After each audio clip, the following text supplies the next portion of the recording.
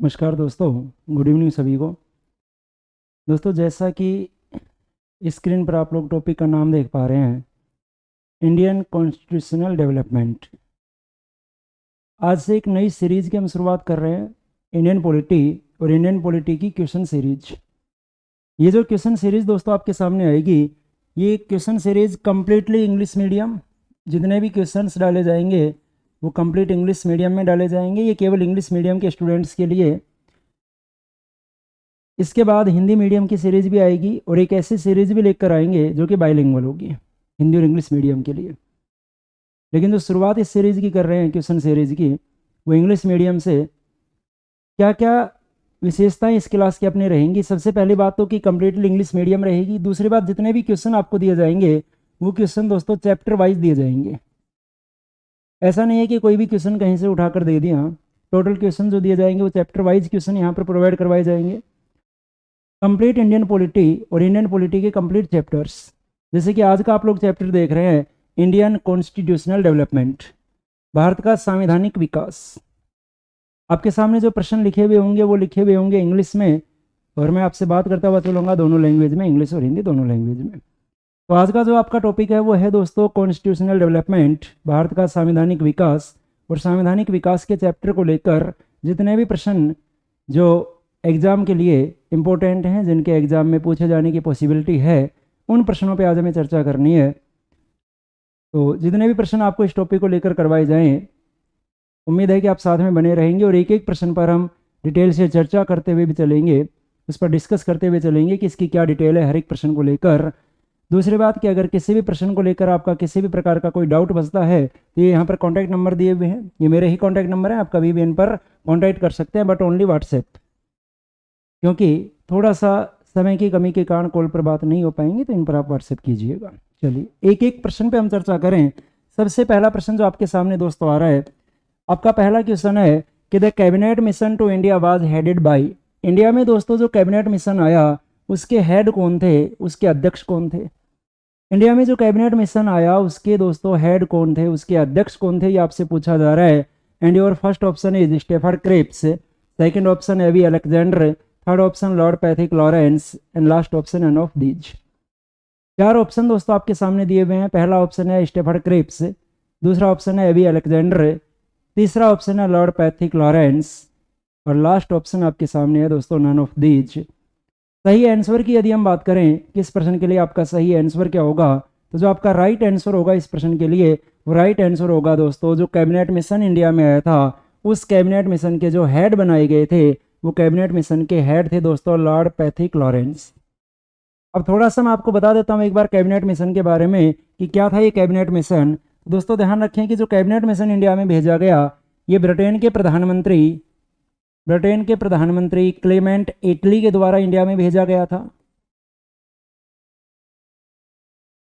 Britain के प्रधानमंत्री Clement एटली के द्वारा इंडिया में भेजा गया। कब भेजा गया, तो आप लोग कहेंगे ऑन 24 ऑफ मार्च 1946।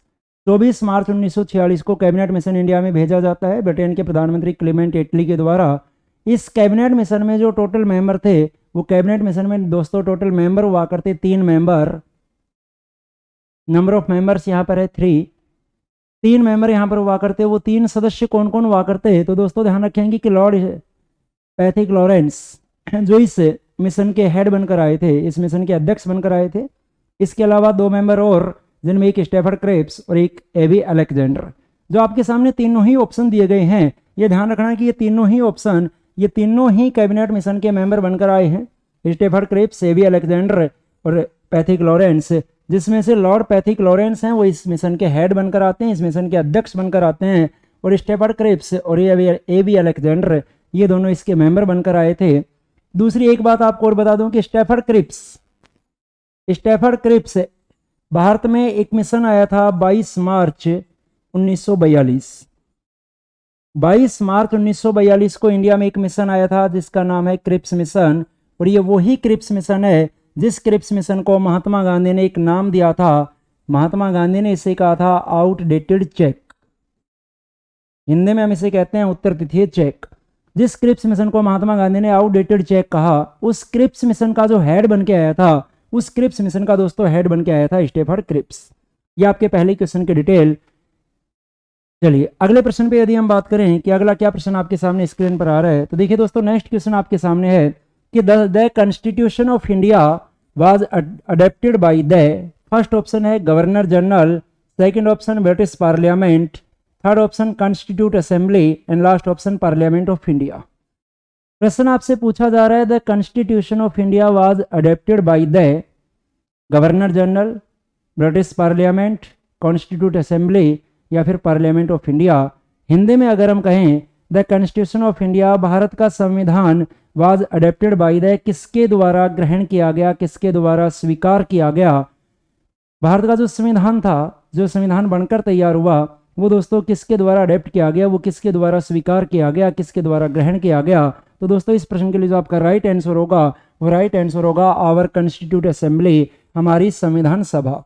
जो हमारा संविधान, जो संविधान 26 नवंबर 1949 को पास हुआ, वो 26 नवंबर 1949 को दोस्तों किसके द्वारा पास किया गया था, वो किसके द्वारा अडेप्ट किया गया, किसके द्वारा स्वीकार किया गया, तो वो दोस्तों किया गया था हमारी संविधान सभा के द्वारा।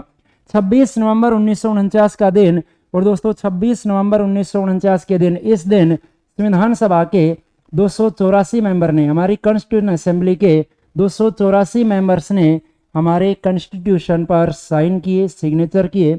जो हमारा ड्राफ्ट हुआ करता, जो कॉन्स्टिट्यूशन का जो ड्राफ्ट हुआ करता, उस ड्राफ्ट पर 284 सदस्यों के द्वारा हस्ताक्षर किए गए। जिन 284 सदस्यों में 8 महिलाएं भी शामिल हैं। ध्यान रखना कितनी फीमेल मेंबर थे जिन्होंने कॉन्स्टिट्यूशन के ड्राफ्ट पर सिग्नेचर किए थे, 8 फीमेल, टोटल मेंबर्स 284। अगर हम बात करें कि संविधान सभा, कॉन्स्टिट्यूट असेंबली में कितनी महिलाएं थी टोटल, तो असेंबली में टोटल 15 फीमेल मेंबर थे। जो हमारी असेंबली बनाई गई, उस असेंबली में टोटल 15 महिला सदस्य थी, जिनमें से 8 महिला सदस्यों ने हमारे संविधान के ड्राफ्ट पर तैयार किए, हस्ताक्षर किए थे। तो ये ध्यान रखना कि जो हमारा संविधान जो अडेप्ट किया गया, वो संविधान सभा के द्वारा अडेप्ट किया गया था। चलिए अगले प्रश्न पे अगर हम बात करें, नेक्स्ट क्वेश्चन क्या है आपके सामने, तो अगला प्रश्न दोस्तों आपके सामने आ रहा है। Next question, the constituent assembly for undivided India first met on, जो हमारी कॉन्स्टिट्यूट असेंबली थी, जो हमारी संविधान सभा थी फॉर अनडिवाइडेड इंडिया, अविभाजित भारत, जब तक भारत का विभाजन नहीं हुआ था, क्योंकि आपको पता है कि भारत का विभाजन 15 अगस्त 1947 को हुआ है। तो जो हमारी असेंबली थी, भारत के विभाजन से पहले की बात कर रहा है कि भारत के विभाजन से पहले जो हमारी संविधान सभा थी, उसकी पहली मीटिंग, उसकी पहली बैठक कब हुई।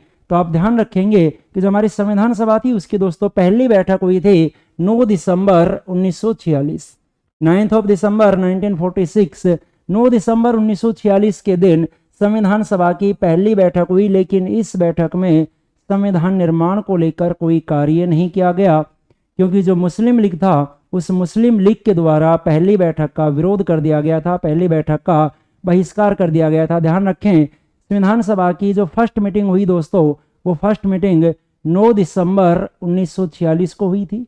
लेकिन मुस्लिम लीग के विरोध करने के कारण, मुस्लिम लीग के बहिष्कार के कारण इस पहली बैठक में संविधान निर्माण को लेकर कोई कार्य नहीं किया गया। बाकी आगे चलकर जो 11 बैठक होंगी, उन 11 बैठकों में संविधान निर्माण पर चर्चा की गई है। तो यहाँ से आप 2 प्रश्न याद रखें कि एक तो संविधान सभा का फर्स्ट सेशन, तो फर्स्ट सेशन, फर्स्ट मीटिंग जो बुलाई गई वो 9 दिसंबर 1946 को बुलाई गई। दूसरा आप याद रखें कि संविधान सभा का लास्ट सेशन कब बुलाया गया, लास्ट मीटिंग कब बुलाई गई। तो दोस्तों लास्ट मीटिंग बुलाई गई थी 24 जनवरी 1950, 24 जनवरी 1950 को संविधान सभा की अंतिम बैठक बुलाई गई, संविधान सभा की लास्ट बैठक बुलाई गई। तो आपके सामने तीसरा प्रश्न था कि संविधान सभा की अविभाजित भारत को लेकर पहली बैठक कब हुई। तो अविभाजित भारत को लेकर पहली जो बैठक हुई थी वो हुई थी दोस्तों 9 दिसंबर 1946। चलिए अगले प्रश्न पे हम चर्चा करें। अगला प्रश्न आपके सामने क्या आ रहा है, तो दोस्तों नेक्स्ट क्वेश्चन आपके सामने है, वो among the following was the constitutional adviser to the constituent assembly of India.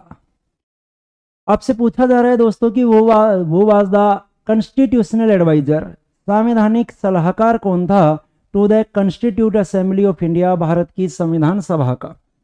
दोस्तों आपसे पूछा जा रहा है कि जो भारत की कॉन्स्टिट्यूट असेंबली बनाई गई, जो भारत की संविधान सभा बनाई गई, इस संविधान सभा के कॉन्स्टिट्यूशनल एडवाइजर कौन थे? हिंदी में आप इसे कहेंगे संवैधानिक सलाहकार। आपसे पूछा जा रहा है कि संविधान सभा के संवैधानिक सलाहकार कौन बनाए गए? ऑप्शन दोस्तों जो आपके सामने दिए गए हैं, देखिए एक बार ऑप्शन पे चर्चा करें। पहला ऑप्शन आपके सामने दिया गया है डॉक्टर BN राव, बेनेगल नरसिंह राव, पहला ऑप्शन। दूसरा ऑप्शन है डॉक्टर BR अम्बेडकर, भीमराव अम्बेडकर। तीसरा ऑप्शन आपके सामने है KM Munshi, Kanhaiyalal Manikyalal Munshi. And last option आपके सामने है MC सीतलवाड़। 4 ऑप्शन आपके सामने हैं और आपसे पूछा जा रहा है कि संविधान सभा का संवैधानिक सलाहकार कौन था? वो was the constitutional adviser to the constituent assembly. तो आपने पढ़ा भी होगा पहले काफी बार इस प्रश्न को कि संविधान सभा के एडवाइजर कौन बनाए गए, जहां आपका आंसर होगा right answer doctor BN Rao. Doctor BN Rao was the constitutional adviser of constituent assembly. हमारी संविधान सभा के जो संवैधानिक सलाहकार बनाए गए वो डॉक्टर BN राव बनाए गए। और ध्यान रखें कि BN राव आगे चलकर इंटरनेशनल कोर्ट ऑफ जस्टिस, आगे चलकर यदि आप बात करेंगे तो BN राव को इंटरनेशनल कोर्ट ऑफ जस्टिस, अंतरराष्ट्रीय न्यायालय में एज ए जज भी अपॉइंट किया गया है। BN राव आगे चलकर अंतरराष्ट्रीय न्यायालय में एज ए जज भी अपॉइंट हुए, आगे चलकर अंतरराष्ट्रीय न्यायालय में न्यायाधीश के रूप में भी नियुक्त हुए। यहाँ इंटरनेशनल कोर्ट ऑफ जस्टिस, अंतरराष्ट्रीय न्यायालय, इसका हेडक्वार्टर आपसे एग्जाम में पूछा जा सकता है कि दोस्तों इसका हेडक्वार्टर कहाँ है। तो ध्यान रखना इसका हेडक्वार्टर जो पड़ता है वो दोस्तों द हेग में पड़ता है। द हेग यानी नीदरलैंड, नीदरलैंड के द हेग में इंटरनेशनल कोर्ट ऑफ जस्टिस का हेडक्वार्टर लगता है। तो इस प्रश्न के लिए जो आपका राइट आंसर होगा वो राइट आंसर होगा doctor Bhimrao Ambedkar, sorry doctor BN Rao. हाँ, बाकी के जो ऑप्शन बचे हुए उनकी यदि हम चर्चा करें, डॉक्टर BR अम्बेडकर की हम बात करें तो डॉक्टर BR अम्बेडकर ये हेड हुआ करते एक कमेटी के, कौन सी कमेटी? Draft committee. जो प्रारूप समिति बनाई गई थी, जो ड्राफ्ट कमेटी बनाई गई, हिंदी में इसे कहेंगे प्रारूप समिति, उस प्रारूप समिति के दोस्तों अध्यक्ष हुआ करते डॉक्टर भीमराव अम्बेडकर। दूसरी बात, अगर KM मुंशी की हम बात करें तो KM मुंशी इसी ड्राफ्ट कमेटी के एक मेंबर हुआ करते। जो प्रारूप समिति बनाई गई थी, जो ड्राफ्ट कमेटी बनाई गई थी, दोस्तों ध्यान रखिए कि उस ड्राफ्ट कमेटी में टोटल 7 मेंबर हुआ करते। ड्राफ्ट कमेटी में टोटल 7 मेंबर थे, जिसमें जो इसका हेड बनाया गया वो डॉक्टर BR अम्बेडकर को बनाया गया था। और प्रारूप समिति इसी ड्राफ्ट कमेटी के एक मेंबर हुआ करते जिनका नाम आता है KM मुंशी। तो KM मुंशी की अगर आप बात करते हैं तो KM मुंशी कौन थे? आप कहेंगे KM मुंशी ड्राफ्ट कमेटी के मेंबर हैं। लास्ट ऑप्शन पे यदि हम चर्चा करें तो लास्ट ऑप्शन आपके सामने दिया हुआ है MC सीतलवाड़। वो वाज MC सीतलवाड़। तो MC सीतलवाड़ की यदि आप बात करेंगे तो MC Setalvad was first attorney general of India. ध्यान रखना MC सीतलवाड़ कौन थे? तो दोस्तों MC सीतलवाड़ भारत के प्रथम अटॉर्नी जनरल बनाए गए थे। हिंदी में आप इसे कहते हैं महान्यायवादी। भारत के जो प्रथम महान्यायवादी हुआ करते वो भारत के प्रथम महान्यायवादी, भारत के फर्स्ट अटॉर्नी जनरल हुआ करते MC सीतलवाड़। ये दोस्तों आपका चौथा क्वेश्चन, संविधान सभा के संवैधानिक सलाहकार जो बनाए गए वो डॉक्टर BN राव बनाए गए। अगले प्रश्न पे हम बात करें, अगला प्रश्न जो आपके सामने आ रहा है तो दोस्तों नेक्स्ट क्वेश्चन आपके सामने एक अच्छा प्रश्न आपके सामने आ रहा है अगले प्रश्न के रूप में। देखिए प्रश्न क्या है। प्रश्न आपके सामने है कि the constitution of India was enacted bye a constitution assembly setup. जो भारत का संविधान था वो किसके द्वारा तैयार किया गया? वो तैयार किया गया कॉन्स्टिट्यूट असेंबली के द्वारा, एक संविधान सभा के द्वारा। और आपको बताना यह है कि जो कॉन्स्टिट्यूट असेंबली थी वो किसके द्वारा सेटअप हुई थी, वो किसके द्वारा गठित की गई। तो ध्यान रखें ऑप्शन आपके सामने दिए गए हैं। Under the Indian independence act 1947, under the cabinet mission plan 1946, through a resolution of the provisional government, या by the Indian National Congress. 4 option आपके सामने आ रहे हैं कि जो कॉन्स्टिट्यूट असेंबली थी, जो हमारी संविधान सभा थी, उस संविधान सभा का गठन किसके द्वारा किया गया। पहला ऑप्शन आपके सामने डाला जा रहा है इंडियन इंडिपेंडेंस एक्ट 1947 यानी भारतीय स्वतंत्रता अधिनियम 1947। सेकेंड ऑप्शन है under the cabinet mission plan 1946 के कैबिनेट मिशन प्लान के अंतर्गत, या through a resolution of the provisional government, जो प्रोविजनल गवर्नमेंट हुआ करती है उसके एक रेजोल्यूशन के तहत, उसके एक प्रस्ताव के तहत, या by the Indian National Congress, या फिर कांग्रेस के द्वारा। तो यह ध्यान रखें आप कि जो हमारी संविधान सभा का जो गठन हुआ है वो संविधान सभा का गठन कैबिनेट मिशन प्लान के अंतर्गत हुआ है। जो कैबिनेट मिशन दोस्तों इंडिया में आता है, अभी आपने कैबिनेट मिशन के बारे में पहला ही क्वेश्चन पढ़ा था। कैबिनेट मिशन जो इंडिया में आया था 24 मार्च 1946 को, 24 मार्च 1946 को इंडिया में पहुंचे। इस कैबिनेट मिशन के द्वारा सेटअप किया गया था कॉन्स्टिट्यूट असेंबली को। संविधान सभा का जो गठन किया गया वो कैबिनेट मिशन प्लान के अंतर्गत किया गया था। यह आपके 5वें प्रश्न के लिए सही आंसर होगा। अगले प्रश्न पे हम बात करें। अगला प्रश्न आपके सामने जो आ रहा है, अगला प्रश्न देखिए आपकी स्क्रीन पर। अगला प्रश्न है, who presided over the inaugural meeting of the constituent assembly of India. जो हमारी संविधान सभा थी, उस संविधान सभा की जो पहली मीटिंग हुई इनॉग्रेशन को लेकर, जो इनॉग्रल मीटिंग थी, उस मीटिंग की अध्यक्षता, उसके प्रेसिडेंट कौन थे, उसकी अध्यक्षता किसके द्वारा की गई, ये आपको बताना है। जो संविधान सभा की जो पहली मीटिंग हुई थी, जो फर्स्ट सेशन बुलाया गया, जो पहली बैठक हुई, उस पहली बैठक की अध्यक्षता किसके द्वारा की गई। ऑप्शन आपके सामने, पहला ऑप्शन दिया हुआ है डॉक्टर सच्चिदानंद सिन्हा, दूसरा ऑप्शन है डॉक्टर भीमराव अंबेडकर, तीसरा ऑप्शन है डॉक्टर राजेंद्र प्रसाद और चौथा ऑप्शन है पी उपेंद्र। 4 ऑप्शन दोस्तों आपके सामने हैं और इन 4 ऑप्शंस को देखते हुए जो आपका राइट आंसर होगा कि संविधान सभा की पहली बैठक की अध्यक्षता किसके द्वारा की गई थी, तो दोस्तों पहली बैठक की अध्यक्षता करने वाले हुआ करते डॉक्टर सच्चिदानंद सिन्हा। तो आपका जो सही आंसर होगा वो सही आंसर होगा ऑप्शन फर्स्ट, डॉक्टर सच्चिदानंद सिन्हा, जिन्होंने पहली बैठक की अध्यक्षता की थी। और डॉक्टर राजेंद्र प्रसाद जो आगे चलकर 11 दिसंबर 1946 के दिन संविधान सभा के परमानेंट चेयरमैन बनाए गए। डॉक्टर राजेंद्र प्रसाद को आगे चलकर 11 दिसंबर 1946 के दिन 11 दिसंबर 1946 के दिन दोस्तों डॉक्टर राजेंद्र प्रसाद को संविधान सभा का स्थायी अध्यक्ष बना दिया गया था। देखिए मैंने कहा संविधान सभा की जो पहली बैठक हुई थी, इनॉग्रेटिव में जो मीटिंग हुई थी, वो बैठक हुई थी, पहली बैठक 9 दिसंबर 1946 को। 9 दिसंबर 1946 के दिन जो पहली बैठक हुई, उस पहली बैठक की अध्यक्षता की गई डॉक्टर सच्चिदानंद सिन्हा के द्वारा। और उसके बाद 11 दिसंबर 1946 को जो दूसरी बैठक हुई, उस दूसरी बैठक में डॉक्टर राजेंद्र प्रसाद को स्थायी अध्यक्ष के रूप में नियुक्त किया गया। ये आपका ये क्वेश्चन।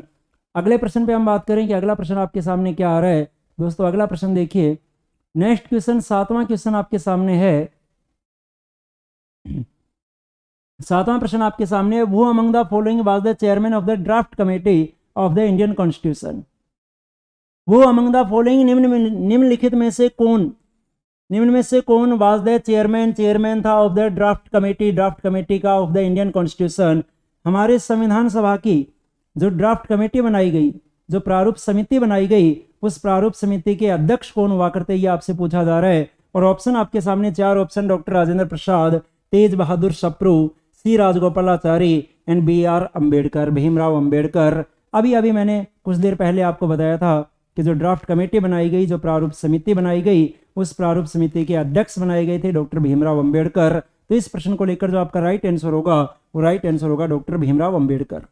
ध्यान रखें कि राजेंद्र प्रसाद जो हुआ करते ये संविधान सभा के अध्यक्ष हुआ करते, जबकि भीमराव अंबेडकर जो हुआ करते ये भीमराव अंबेडकर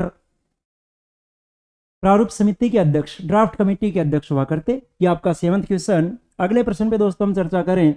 अगला प्रश्न जो आपके सामने है, देखिए नेक्स्ट क्वेश्चन आपके सामने है, how long did the constituent assembly take to finally pass the constitution.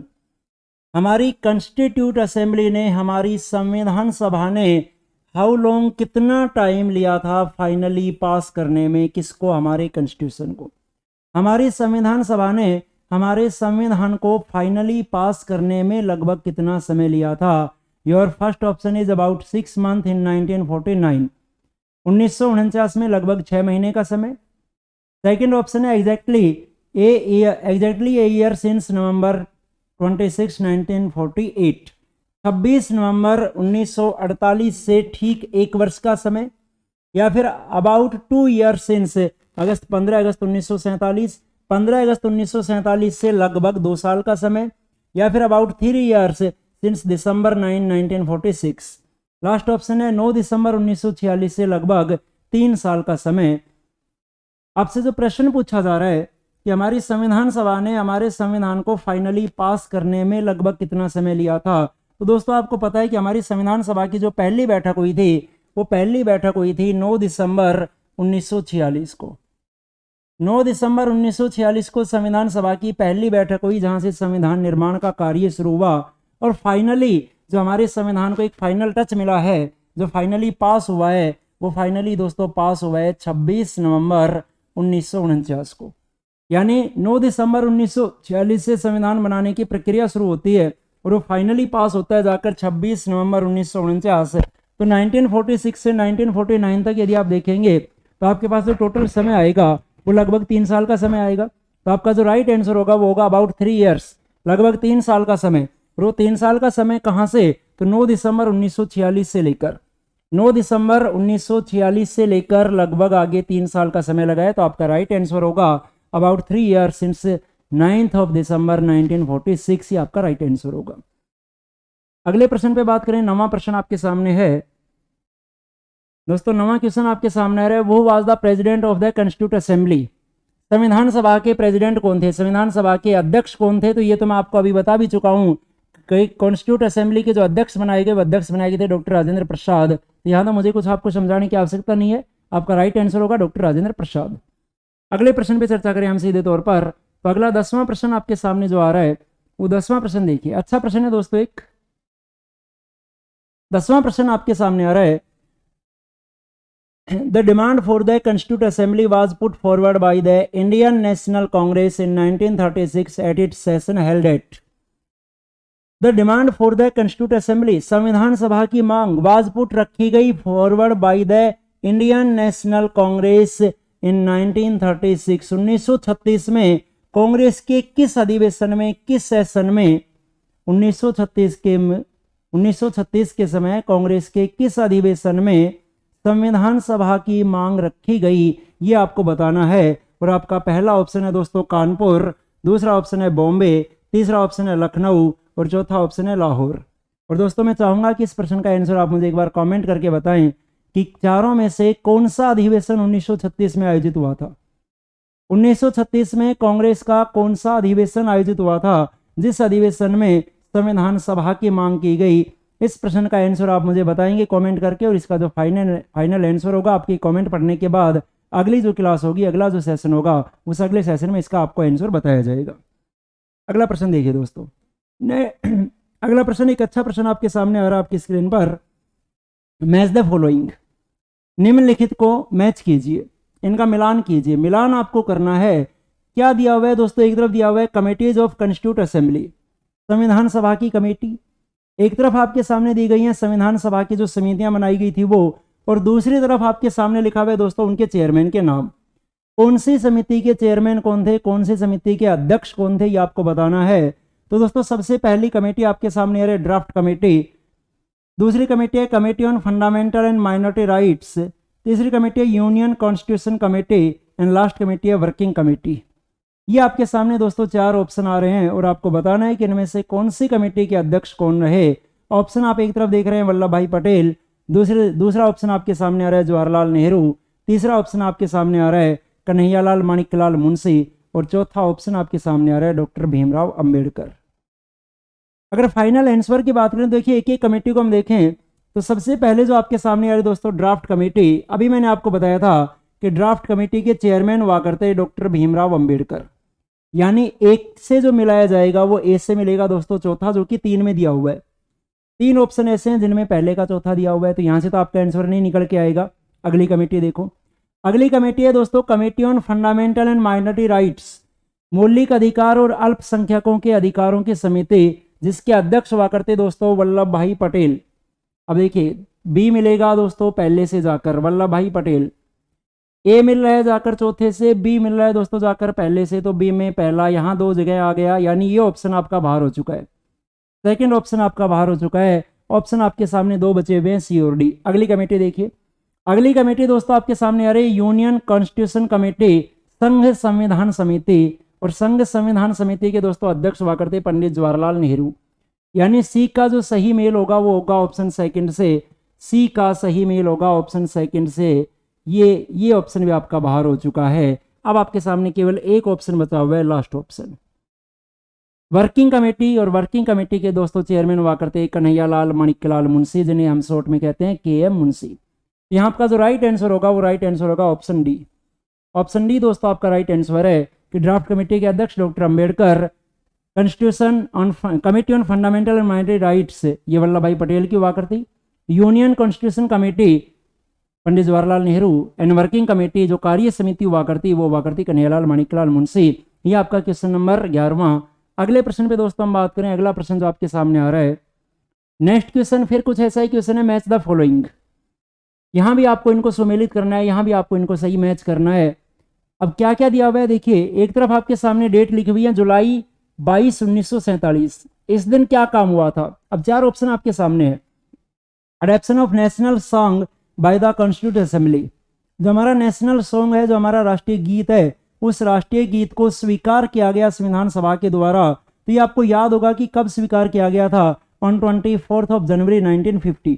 24 जनवरी 1950 को हमारे राष्ट्रीय गीत को दोस्तों अडॉप्ट किया गया था, स्वीकार किया गया था। तो यहाँ आपका जो सुमेलित होगा वो होगा जनवरी 24, 1950।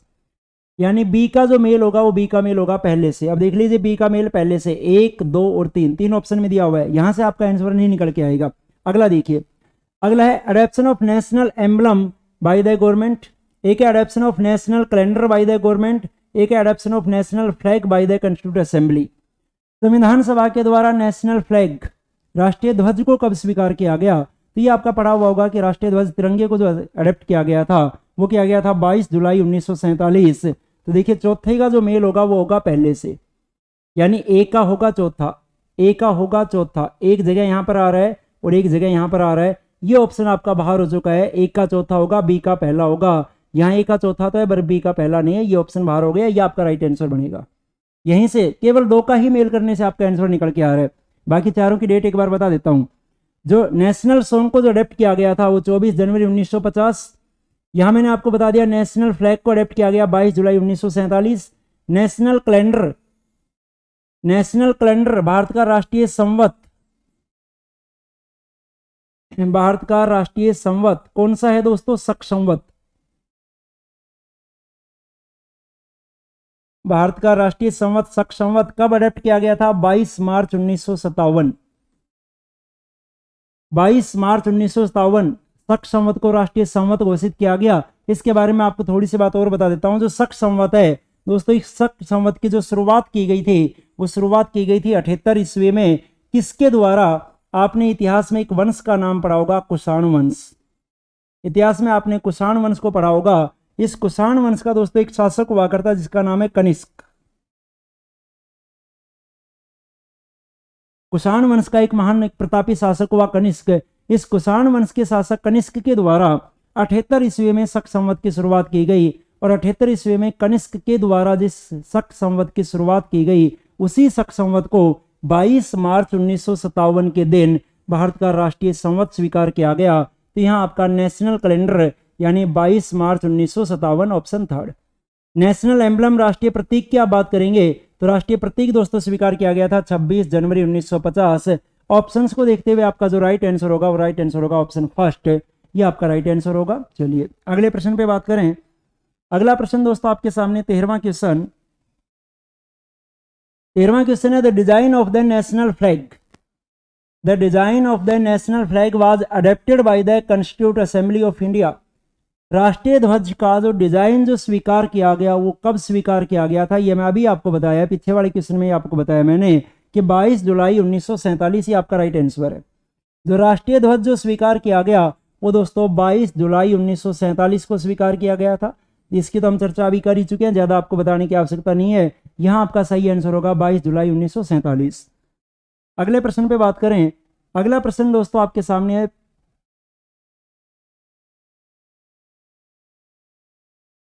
चलिए 15वां क्वेश्चन दोस्तों आपके सामने आ रहा है सीधा। 14वां क्वेश्चन कहीं ना कहीं मिस हुआ है, 13वें के बाद सीधा 15वां क्वेश्चन देखने को मिल रहा है।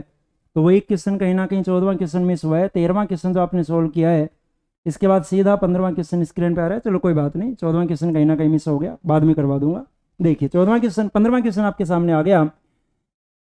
Which of the following provisions of the constitution came into force from November 26, 1949। बहुत अच्छा प्रश्न है दोस्तों आपके सामने। 26 नवंबर 1949 जिस दिन हमारा संविधान पारित हुआ, जिस दिन हमारा संविधान बनकर तैयार हुआ, उस दिन संविधान के कौन से प्रोविजन, कौन से संविधान के प्रावधान ऐसे थे जिनको एक्शन में ला दिया गया था, जिनको लागू कर दिया गया था। कौन से ऐसे प्रोविजन थे, कौन से ऐसे प्रावधान थे जो 26 नवंबर 1949 के दिन ही लागू हो गए थे। आपकी जानकारी के लिए एक बात बता दूं कि हमारे संविधान में total 395 articles, total numbers of articles 395। इनमें से दोस्तों 16 आर्टिकल ऐसे थे, 16 अनुच्छेद ऐसे थे जिनको लागू कर दिया गया था 26 नवंबर 1949 के दिन। बाकी बचा हुआ शेष संविधान जो लागू हुआ है वो 26 जनवरी 1950 को लागू हुआ है। तो आपसे पूछ रहा है कि वो जो 26 नवंबर 1949 के दिन जो आर्टिकल लागू हुए वो किससे संबंधित है, क्या प्रावधान है उनमें। एक ऑप्शन दोस्तों आपके सामने आ रहा है प्रोविजन रिलेटिंग टू सिटीजनशिप, नागरिकता से संबंधित प्रावधान। प्रोविजन रिलेटिंग टू इलेक्शंस, चुनाव से संबंधित प्रावधान। या फिर provisions relating to provisional parliament, जो हमारी प्रोविजनल पार्लियामेंट थी, जो हमारी प्रोविजनल संसद थी उससे संबंधित। या फिर फंडामेंटल राइट्स, उससे संबंधित। आपको बताना है कि किससे संबंधित हुआ करते। 4 ऑप्शन आपके सामने आ रहे हैं और आपको बताना यह है कि ये जो प्रावधान थे ये किस किस से संबंधित थे। देखिए, प्रोविजन रिलेटिंग टू सिटीजनशिप, अगर नागरिकता की आप बात करेंगे बिल्कुल नागरिकता से संबंधित हुआ करते, पहला ऑप्शन बिल्कुल ठीक है। प्रोविजन रिलेटिंग टू इलेक्शंस, अगर इलेक्शन की आप बात करें तो इलेक्शन का वहां पर कोई लेना देना नहीं है। Provision relating to provisional parliament, ये बिल्कुल सही है, पार्लियामेंट से संबंधित है। और फंडामेंटल राइट, मौलिक अधिकारों से संबंधित थे। 3 आपके सामने ऐसे ऑप्शन आ रहे हैं जो 26 नवंबर 1949 को लागू कर दिए गए, फोर्स में आ गए थे। कौन कौन सा आपके सामने फर्स्ट है, फर्स्ट है, थर्ड है एंड फोर्थ है। तो आपका जो राइट आंसर होगा दोस्तों ऑप्शन सेकंड आपका राइट आंसर होगा। फर्स्ट, थर्ड एंड फोर्थ, ये आपका राइट आंसर माना जाएगा। सेकंड ऑप्शन आपका बिल्कुल सही आंसर है, ये आपका राइट आंसर है। अगले प्रश्न पे दोस्तों हम बात करें। अगला प्रश्न आपके सामने स्क्रीन पे जो आ रहा है 16वां क्वेश्चन। तो देखिए दोस्तों 16वां प्रश्न जो आपके सामने आ रहा है, ये 16वां प्रश्न है कि द क्राउन ब्रिटिश सम्राट, क्राउन का मतलब है ब्रिटिश सम्राट। The crown took the government of India into its oven hands. British crown ने गवर्नमेंट ऑफ इंडिया, भारत का शासन कब अपने हाथों में ले लिया था, यह आपको बताना है कि ब्रिटिश क्राउन ने भारत का शासन कब अपने हाथों में लिया। पहला ऑप्शन जो आपके सामने दिखाई दे रहा है चार्टर एक्ट 1833 के चार्टर एक्ट के दौरान, या गवर्नमेंट ऑफ इंडिया एक्ट 1858 1858 के भारत शासन अधिनियम के दौरान, या इंडियन काउंसिल एक्ट 1861 के भारत परिषद अधिनियम के अंतर्गत, या फिर गवर्नमेंट ऑफ इंडिया एक्ट 1935 1935 के भारत शासन अधिनियम के अंतर्गत। ये 4 ऑप्शन आपके सामने दिखाई दे रहे हैं, जिसमें से जो आपका राइट आंसर होगा वो राइट आंसर होगा गवर्नमेंट ऑफ इंडिया एक्ट 1858 1858 का भारत शासन अधिनियम। क्या वजह थी, वो वजह मैं आपको बता देता हूँ यहाँ पर कि इसके पीछे क्या वजह थी। दोस्तों जो 1857 की क्रांति हुई थी, ध्यान दीजिएगा, जो 1857 की क्रांति हुई थी, रेवोल्यूशन 1857, इस 1857 की क्रांति के जस्ट बाद 1858 का इंडियन गवर्नमेंट एक्ट आया। इसके जस्ट बाद 1858 का भारत शासन अधिनियम आया और इस भारत शासन अधिनियम के द्वारा ब्रिटिश क्राउन ने भारत का शासन ईस्ट इंडिया कंपनी की बजाय अपने हाथों में ले लिया था। इससे पहले भारत का शासन ईस्ट इंडिया कंपनी के पास हुआ करता, लेकिन इस 1858 के एक्ट के अनुसार जो भारत का शासन हुआ करता वो ईस्ट इंडिया कंपनी के बजाय ब्रिटिश क्राउन को सौंप दिया गया और भारत के गवर्नर जनरल को भारत का वायसराय कहा जाने लगा। तो ये आपको ध्यान रखना है 1858 के अधिनियम को लेकर। तो यहाँ जो आपका राइट आंसर होगा वो राइट आंसर होगा गवर्नमेंट ऑफ इंडिया एक्ट 1858 1858 का भारत शासन अधिनियम, ये आपका राइट आंसर है। चलिए अगले प्रश्न पे दोस्तों चर्चा करें। अगला प्रश्न आपके सामने आ रहा है, एक अच्छा प्रश्न दिखाई दे रहा है। कंसिडर द फॉलोइंग स्टेटमेंट्स, निम्नलिखित कथनों को पढ़िए। द इंडियन कॉन्स्टिट्यूशन, भारतीय संविधान के बारे में, भारतीय संविधान के बारे में कुछ एक कथन आपके सामने दिए गए हैं। इन कथनों को आप पढ़िए और फिर आपको बताना है कि इनमें से कौन सा कथन सही है और कौन सा कथन गलत है। पहली जो स्टेटमेंट आपके सामने आ रही है वो आ रही है अनरिटन कॉन्स्टिट्यूशन, कि जो भारत का संविधान है वो अनरिटन है, अलिखित है, लिखा हुआ नहीं है। और ये चीज़ तो दोस्तों आप बचपन से पढ़ते आ रहे हैं कि भारतीय संविधान लिखित रूप में है, भारतीय संविधान लिखा गया है। तो पहला कथन तो आपका कदापि नहीं हो सकता, ये तो हो नहीं सकता, ये तो आपका गलत है। दूसरा कथन आपके सामने रिटन कॉन्स्टिट्यूशन, कि भारतीय संविधान लिखित है, बिल्कुल सही बात है, भारतीय संविधान लिखा हुआ है और विश्व का सबसे बड़ा लिखित संविधान है, ये भी पता होगा आपको। तीसरा जो ऑप्शन आपके सामने आ रहा है ये आ रहा है largely based on the government of India act 1935, कि जो हमारा संविधान है वो बेसिकली मुख्य रूप से सबसे ज्यादा जो उस पर प्रभाव पड़ता है वो 1935 के इंडियन गवर्नमेंट एक्ट का पड़ता है। 1935 के भारत शासन अधिनियम पे मुख्य रूप से आधारित है हमारा संविधान। तो ये कथन भी आपका बिल्कुल सही है, क्योंकि आपकी जानकारी के लिए बता दूं कि हमारे संविधान में दोस्तों टोटल 395 अनुच्छेद और इन 395 में से 200 अनुच्छेद भारत शासन अधिनियम 1935 से प्रभावित हैं। 395 में से 200 अनुच्छेद 1935 के भारत शासन अधिनियम से प्रभावित हैं। तो ये कथन भी आपका सही है कि भारत शासन अधिनियम 1935 से सबसे ज्यादा प्रभावित है। दूसरा कथन भी सही है कि लिखा हुआ संविधान है। पहला कथन दोस्तों आपका गलत है, तो आपका राइट आंसर होगा second and third.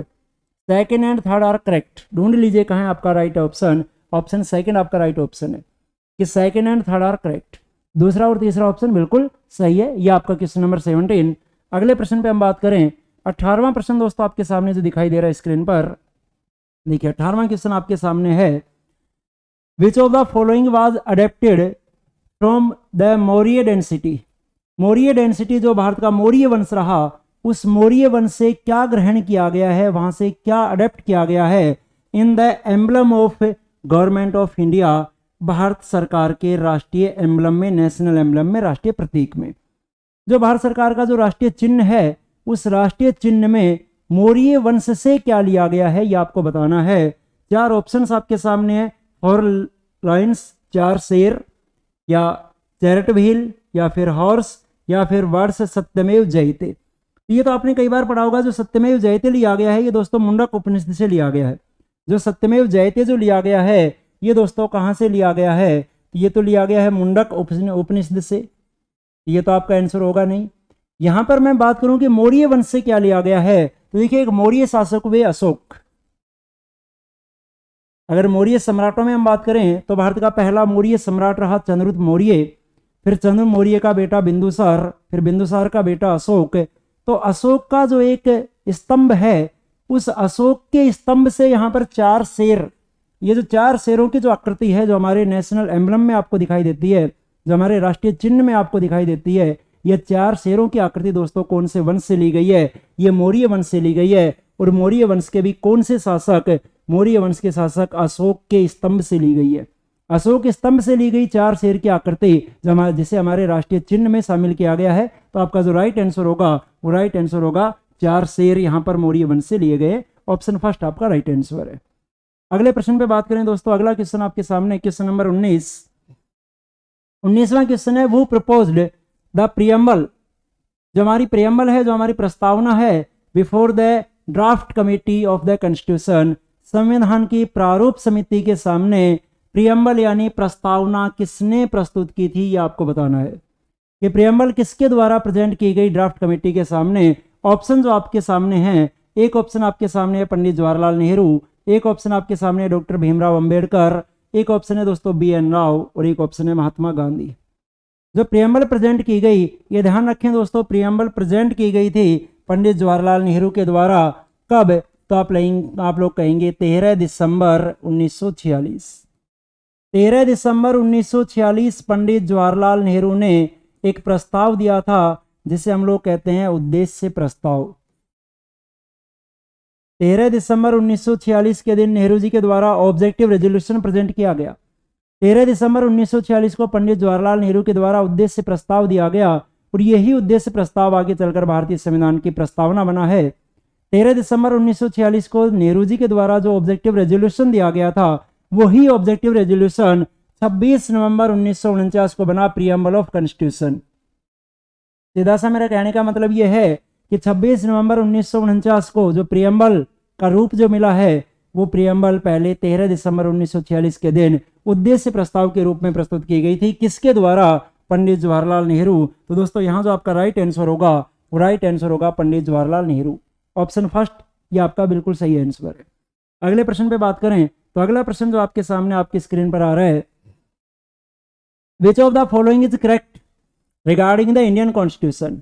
Indian constitution, भारतीय संविधान के बारे में कौन सा कथन करेक्ट है, कौन सा कथन सही है, ये आपको बताना है। देखिए पहला कथन आपके सामने है, it is completely based on British constitution. यह पूर्ण रूप से कंप्लीटली ब्रिटिश कॉन्स्टिट्यूशन, ब्रिटेन के संविधान पर आधारित है। दूसरा कथन है, it is made only on the basis of government of India act 1935। ये केवल, यहां पर देखिए दोस्तों आपके सामने एक ओनली वर्ड आ रहा है, ये केवल इंडियन गवर्नमेंट एक्ट 1935 के बेस पर बनाया गया है। या it is a mixture of several constitutions, ये अनेक संविधानों का एक मिश्रण है। या इट इज ओरिजिनल, या ये ओरिजिनल है, ये मौलिक है, इसे मूल रूप से लिखा गया है। तो ऐसा तो नहीं है कि ये बेसिकली लिखा गया हो, कहीं ना कहीं से कॉपी किया गया, ये कथन तो नहीं होगा। एक कथन आपके सामने है कि it is completely based on British parliament, पूरा का पूरा ब्रिटिश कॉन्स्टिट्यूशन से भी नहीं लिया गया, पहला कथन में नहीं होगा। दूसरा कथन है it is made only on the basis of government of India act 1935, कि 1935 के भारत शासन अधिनियम पर पूरा का पूरा आधारित है। तो यहाँ भी पूरा आधारित नहीं है। हाँ, ये बात बिल्कुल सही है कि सबसे ज्यादा प्रभाव पड़ता है गवर्नमेंट एक्ट 1935 का। तो पहला कथन नहीं हो सकता, दूसरा नहीं हो सकता, चौथा नहीं हो सकता। तो आपका सही आंसर बचा ऑप्शन थर्ड कि it is a mixture of सर्वल constitution, ये अनेक संविधानों का मिश्रण है, बहुत सारे अलग अलग देशों के संविधानों का मिश्रण है भारतीय संविधान। तो यहाँ आपका जो राइट आंसर होगा वो राइट आंसर होगा ऑप्शन थर्ड, ये आपका बिल्कुल सही आंसर है। अगले प्रश्न पर हम बात करें दोस्तों, 21वां प्रश्न आपके सामने है द अमेंडमेंट प्रोसीजर।